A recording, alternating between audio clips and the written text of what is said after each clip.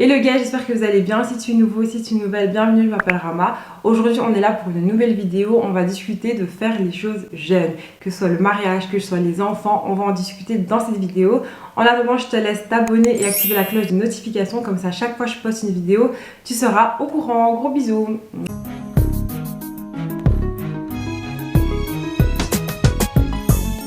Alors vous savez, dans 90% de mes FAQ, donc quand je fais des boîtes à questions sur Instagram, les questions qui reviennent le plus, c'est sur les enfants, sur le mariage, sur B. Et donc je me suis dit pourquoi pas en faire une vidéo et je vais vous donner mon avis sur le fait de faire les choses jeunes. Bien évidemment, ce n'est que mon avis, mais dans tous les cas, faites ce que vous avez envie de faire. Je vais arrêter de dire les filles parce qu'il n'y a pas que des filles qui me suivent. Vous savez qu'il y a presque 20% d'hommes qui me suivent, donc je vais arrêter de dire les filles. Les gars, on va dire les gars. Alors moi personnellement, quand j'étais jeune, j'étais une catastrophe incarnée. Vraiment, pour moi j'étais the catastrophe dans le sens où je voulais absolument me marier jeune.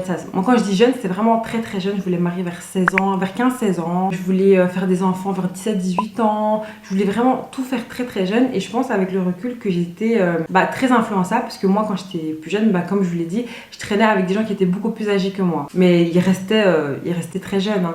Et à l'époque, c'était vraiment la mode des baby mamas, mais des baby mamas qui avaient 16-17 ans, qui étaient en couple et tout. Pas forcément mariées, parce que c'était pas comme maintenant, je dirais. Mais avant, c'était vraiment la mode de faire des bébés jeunes, d'être en couple jeune, de vraiment fonder, on va dire, son début de vie assez jeune. Et voilà, avec les réseaux, donc à l'époque, c'était Skyblog et tout. Donc les Skyblog, les photos des bébés avec les deux parents et les bébés, moi, je trouvais ça trop mignon.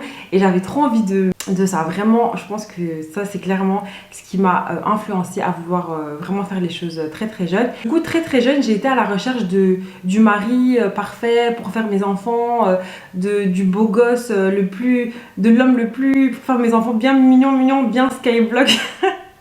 La catastrophe incarnée. Donc vraiment, voilà, ça c'est, on va dire, le passé, c'est le passé. Lorsqu'on est jeune, on est très très influençable. On est, je dirais, comme une pâte à modeler, c'est-à-dire qu'on peut être modelé dans le bon comme dans le mauvais. Donc c'est-à-dire que quand tu vas être célibataire, entre guillemets, c'est toi qui vas être la propre personne derrière cette pâte à modeler. Donc c'est toi-même qui va modeler ton caractère en fonction des expériences que tu vas avoir, en fonction des coups que tu vas te ramasser. C'est toi-même qui va te forger un caractère. Maintenant, pour moi, et encore une fois, c'est vraiment mon humble avis, mais je pense que quand on est en couple très très jeune, du coup, c'est une autre personne qui va vous modeler. C'est-à-dire que, imaginons, donc moi je suis une jeune fille de 16 ans, on va dire, je vais me mettre en couple, peut-être avec un homme plus âgé ou peu importe, mon âge et tout. Mais tellement je l'aime, parce que c'est la passion, hein, tellement tu l'aimes, tu vas tout faire pour lui plaire. Et donc du coup, tu vas être modelé en fonction de lui ses désirs, en fonction de lui ce qu'il aime. Tu vas grandir comme ça, en fonction toujours de ce que lui il aime, et tu vas oublier ce que toi tu aimes. Et maintenant, le jour où toi et lui ça va se séparer, parce que je vais pas dire dans 80% des cas ça arrive, mais c'est tout à fait normal. Les aspirations qu'on avait à 15-16 ans ne sont plus forcément les mêmes qu'on souhaite à 26 ans. Donc peut-être un jour vous allez vous séparer, et quand vous allez vous séparer, vous allez être complètement perdu. Vous allez tilter, vous allez vous dire mais c'est quoi cette vie, vous allez rentrer peut-être en dépression, vous allez plus manger, vous allez plus boire, vous allez plus avoir goût à la vie, tout ça parce que dans toute votre jeunesse, vous vous êtes modelé auprès de cet homme-là et de ce qu'il voulait lui. Donc ça veut dire que maintenant, demain, vous deux, c'est fini, vous allez être complètement perdu parce que vous savez plus qui vous êtes. Vous avez été dans cette réflexion toujours de qu'est-ce que je peux faire pour lui plaire, je veux lui plaire à lui. Et dans tout ça, très souvent, on s'oublie soi-même. Et quand on s'oublie soi-même, pour moi, c'est le pire. En fait, c'est le pire échec. Vraiment, c'est selon moi le plus gros point négatif à faire les choses jeunes. Donc, se mettre en couple jeune. Moi, je me rappelle que mes premières peines de cœur, j'ai l'impression que mon cœur, il se déchirait. J'ai l'impression que mon cœur, littéralement, il se brisait en deux tellement ça me faisait mal. Je mangeais pas, j'ai perdu mes cheveux. Tellement l'amour, quand t'es trop jeune, selon moi, ça fait trop mal. Vraiment, ça fait trop mal. Et je pense que ça peut détruire une personne, ça peut détruire un petit peu ses aspirations. Vraiment, ça peut détruire toutes ses croyances en l'amour. C'est pour ça que, personnellement, je pense qu'il faut bien réfléchir avant de vouloir se mettre en couple jeune. Même si c'est très trendy, même si c'est très à la mode, même si c'est très faut se marier jeune pour faire des gosses jeunes. Maintenant, je vais parler des points positifs parce que dans tous les cas, je pense que ça reste une belle chose. On va parler des points positifs du mariage. Pour moi, le premier point positif du mariage, c'est grandir avec son bébé, grandir avec son mari. Trop bien dans le sens où toutes vos premières expériences, ça va être avec lui. Toutes ces premières nouvelles choses, ça va être avec lui. Et je trouve ça trop bien. Des fois, ça peut être ton premier voyage avec lui. De pouvoir évoluer avec son mari, je trouve ça vraiment très beau. Mais d'un autre côté, je pense qu'il faut aussi se poser la question, est-ce que c'est mieux de grandir auprès de ses parents ou est-ce que c'est mieux de grandir avec son mari? Dans le premier cas, moi je pense qu'il faut se poser la question, est-ce que mes parents sont toxiques ou pas? Si tes parents sont toxiques, je peux très bien entendre que tu as juste envie de quitter le foyer familial pour vite t'enfuir. Et la vérité, je pense que des fois la distance peut un peu calmer les relations entre les parents et les enfants. Ça peut instaurer une sorte de respect dans le sens où les parents voient que tu as pris tes responsabilités, que tu es parti dans la vie active et que tu t'es lancé. Donc je pense que des fois prendre un peu de distance, ça peut aider, mais à l'inverse je pense que ça peut être très dangereux dans le sens où imagine tu t'enfuis, donc quand je dis tu t'enfuis c'est que tu vas te marier avec le premier venu et maintenant le premier venu il te fait vivre un cauchemar, c'est à dire que c'est 10 fois pire qu'avec tes parents. Est-ce que dans ce cas là ça aurait pas été mieux de rester chez tes parents?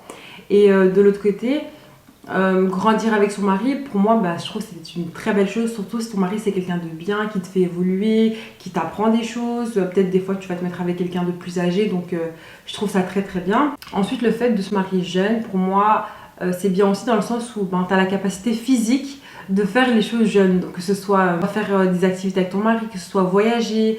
Il y a des voyages qui sont très physiques et pour moi, quand tu es jeune et que tu as la chance de pouvoir par exemple aller à la Mecque, pour moi c'est un truc de fou d'aller à la Mecque quand tu es jeune et de pouvoir aller avec ton mari, quoi, dans le sens où de nouveau c'est une première belle expérience et tu as la capacité physique de le faire parce que tu es jeune, quoi, et tu en as les moyens, quoi. Maintenant, point négatif de... Vous allez vous dire, Rama, elle est aigrie, la go, elle veut rien du tout. Mais je vous dis la vérité, moi, avec le recul, je me dis, mais heureusement, j'ai pas fait ça, hein, franchement. Encore une fois, ça reste que mon avis. J'ai eu des témoignages de filles qui sont mariées jeunes et tout. Après, je voulais lire, franchement, nickel. Mais moi, personnellement, je pense qu'il faut prendre un peu plus de temps. Pour moi, le point négatif au fait de se marier jeune, c'est la perte de personnalité. C'est la perte de personnalité. Moi, vraiment, ça me... Pas dire que ça me choque, mais ça me touche. La vérité, ça me touche. Quand je vois des jeunes filles qui sont mariées, voilà, elles sont très contentes et tout ça. Mais je vois direct la perte de personnalité. Je vois directement. Et ça veut dire qu'elles savent pas dire ce qu'elles aiment. Elles n'ont pas un avis sur des choses. Elles savent rien du tout, à part ce que leur mari veulent, leur mari savent. Sinon, elles savent rien du tout. Faut pas leur parler ABC, c'est que mon mari. C'est un point, je vais pas dire que ça me choque, mais ça me touche parce que je me dis, mais comment pour moi, vraiment perdre sa personnalité, c'est pire que tout. Vraiment perdre ton toi, c'est un échec, c'est vraiment un échec total. Non, il y a des gens, ils vont inconsciemment ou consciemment, ils vont t'enlever la personne que tu es, ils vont te modeler en fonction de leurs désirs à eux. Genre dès que je vois une jeune fille qui s'est mariée, quelques temps plus tard, je vois direct. C'est la première des choses que je vois. Malheureusement, c'est la première des choses que je vois. Maintenant, je pense que les nouvelles générations, elles sont un peu différentes dans le sens où moi, je vois des jeunes filles qui ont beaucoup de caractère. Donc, dans le sens où je rencontre des filles qui sont très jeunes et qui ont énormément de caractère. Peut-être un caractère que moi-même, j'avais pas quand j'étais jeune. Elles savent vraiment ce qu'elles veulent. Tu vois, elles sont vraiment... Elles ont vraiment des épaules, elles ont vraiment des gros caractères. Elles sont vraiment affirmées, quoi. Et donc là, pour moi, il n'y a pas de souci. Mais vraiment, pour des personnes qui n'ont pas trop de personnalité, pas trop de caractère, moi, je vous déconseille de vous marier jeune parce que vous allez... c'est vous qui allez en souffrir. C'est vous qui allez un jour vous réveiller et vous dire, mais... Ma belle, mais qu'est-ce qui s'est passé, quoi. Très souvent, ce genre de personnes-là, lorsqu'elles vont se séparer, elles vont rentrer dans des dépressions parce que, après, imaginez, toute ta vie, tu te construis autour d'un homme. Et maintenant, toi et cet homme, c'est fini. C'est comme si tu avais perdu ton monde. C'est comme si tu avais perdu tous tes repères, c'est comme si tu avais perdu toutes tes habitudes. Toi-même, t'es perdu, toi-même, tu sais pas ce que t'aimes. Parce que toi, ce que t'aimais, c'était ce que l'homme, il aimait, tu vois. C'est pour ça que vraiment, si t'as pas trop de personnalité, ou si t'es... Après, je sais que ça fait un peu, mais peut-être rabaissant d'entendre quelqu'un qui te dit « Ouais, t'as pas trop de personnalité ». Mais la vérité, moi-même...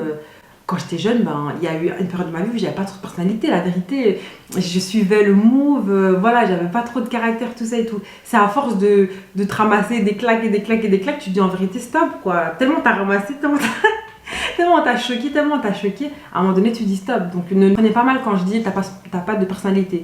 C'est dans le sens, si tu sais que toi t'es très influençable et tout, ma belle, reste toute seule. Reste toute seule, essaie de te façonner, de devenir la personne que tu souhaites être. On va passer au point positif de faire des enfants jeunes. Pour moi, le point positif de faire ses enfants jeunes, c'est de pouvoir grandir avec ses enfants. Et je pense que tous les gens qui ont fait leurs enfants jeunes, tout le temps ils le disent. Grandir avec ses enfants dans le sens où tu as fait tes enfants à 20 ans, maintenant toi tu as 40 ans, ton enfant il a 20 ans, c'est trop bien. Même mon cousin il est dans ce cas-là. Il a 40 ans, son enfant il a 20 ans et ils sont comme des potes et tout. Et même il y a des gens qui disent ouais, est-ce que vous êtes frères et tout. Donc vraiment, faire ses enfants jeunes, pour moi c'est le plus gros avantage. C'est le fait que tu grandis avec eux. Après, c'est comme tes amis, quoi. Le deuxième point positif pour moi de faire ses enfants jeunes, c'est que forcément, vu que tu es encore un peu jeune, tu peux participer à sa vie de manière active. Dans le sens, tu peux mieux comprendre ses sentiments, tu vas mieux comprendre certaines façons qu'il a de voir. Tu vas mieux comprendre ton enfant parce que forcément, au niveau de l'âge, vous êtes très très proches, vous n'êtes pas si éloignés que ça. Donc, je trouve ça bien de pouvoir participer activement à la vie de ton enfant. Maintenant, le point négatif pour moi au fait de faire ses enfants trop jeunes, c'est bien évidemment, il faut, je pense, réaliser que lorsqu'on fait un enfant, il faut un petit peu laisser un peu de toi. Il faut un peu laisser un peu de toi pour pouvoir le donner à ton enfant. C'est-à-dire, je pense que l'être humain, il est un petit peu égoïste sur les bords, dans le sens où je pense qu'on a besoin de se dire j'ai assez profité pour moi, j'ai assez fait les choses pour moi et maintenant je suis prêt à donner un peu de moi. Et tant qu'on n'aura pas cette réflexion-là, je pense que toujours, quand ton enfant il va être un peu difficile, quand il va faire ses coliques, quand il va faire que pleurer, quand il va faire que quand ça va faire que ça fait 3 jours que tu n'as pas dormi, je pense qu'à la fin de tout ça, tu vas un peu péter les plombs et tu vas te dire mais qui m'a envoyé en fait, qui m'a envoyé faire un gosse. Alors qu'à l'inverse, si tu avais pris un peu plus le temps pour toi et de nouveau construire cette personnalité, et c'est ça que j'expliquais tout à l'heure, quand tu vas construire, quand moi je me suis construit, moi, Ramatoulaye, la personne que je suis aujourd'hui, maintenant même si demain ma fille et c'est la vérité, un nouveau bébé, des fois, un nouveau né, des fois c'est pas facile. Je sais pas si vous suivez sur Instagram, il y a une meuf, elle montre que la vie avec son bébé, donc c'est un bébé qui a beaucoup de coliques et tout. Et la vérité, c'est chaud, hein, et c'est chaud de fou. Hein. Donc vraiment pour moi, si t'as pas le cœur solide, si ton mari c'est pas un pur et tout, tu deviens folle en fait. Clairement, tu deviens folle parce que psychologiquement, c'est très très difficile. Il faut pouvoir se rattacher à quelque chose. Et la chose pour moi qui va te faire tenir dans ce genre de cas-là, c'est cette réflexion-là, c'est tout ton parcours, c'est tout ton chemin, c'est tout ce que tu as. Tout ce que tu as effectué, tout ce que tu as fait pour devenir cette personne-là, c'est ça qui va faire que, surtout en vérité, elle pleure jusqu'à demain, je vais t'assumer, tu vois. Peu importe ce qui va t'arriver, ma fille, je serai là pour toi, je vais tenir le coup. Alors que quand on est un peu plus jeune, je pense qu'on a moins cette réflexion-là. Et puis moi, la vérité, moi, je vous jure, les filles, quand j'étais jeune, j'étais tellement... dans le sens où j'avais pas réfléchi à qu'est-ce que ça veut dire d'être parent, qu'est-ce que ça veut dire d'être maman. Alors que maintenant, j'ai vraiment les choses bien établies dans ma tête. J'ai un programme d'études pour elle, j'ai un programme d'éducation, j'ai réfléchi à comment je voulais l'éduquer, j'ai réfléchi à ce que je voulais lui enseigner, ce que je voulais qu'elle apprenne ou pas, les choses que je voulais qu'elle fasse ou pas. Et tout ça, c'est des choses qui ont pris du temps et qui ont fait qu'aujourd'hui, je suis plus sereine. Alors qu'avant, j'avais pas réfléchi à tout ça pour moi.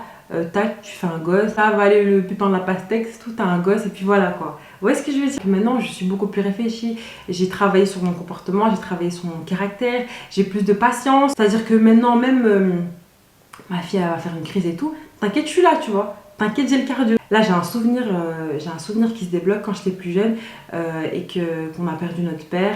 Ma mère, elle a dû retourner au travail et tout. C'est moi qui faisais le devoir avec mes petits frères. Je me tapais la tête. Je me tapais la tête tellement c'était dur. Tellement, en fait, moi, ça m'énerve les gens qui n'ont pas de logique. Moi, ça m'énerve les gens qui ne comprennent pas. On fait des devoirs, on te demande pourquoi 2 plus 2 ça fait 4. On te demande pourquoi 2 plus 2 ça fait 4. Et toi, tu es là, tu dois expliquer les choses jusqu'à... Je me rappelle que toutes les fois où je faisais les devoirs avec mes petits frères, tout le temps on se disputait à la fin. À la fin, on se disputait.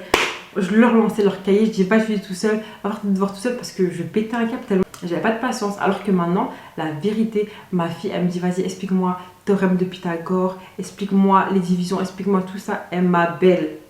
Regarde-moi bien, on est là jusqu'à demain. Parce que maintenant, j'ai travaillé cette patience, genre c'est ok. Avant, impossible, hein, j'étais trop concentrée sur moi-même, j'étais trop focus sur moi-même pour pouvoir laisser un peu de moi. Et je pense que c'est ça l'amour en vrai, hein. C'est laisser un peu de toi, donner un peu de toi pour cet être, parce que cet être il sait pas se débrouiller tout seul, tu vois.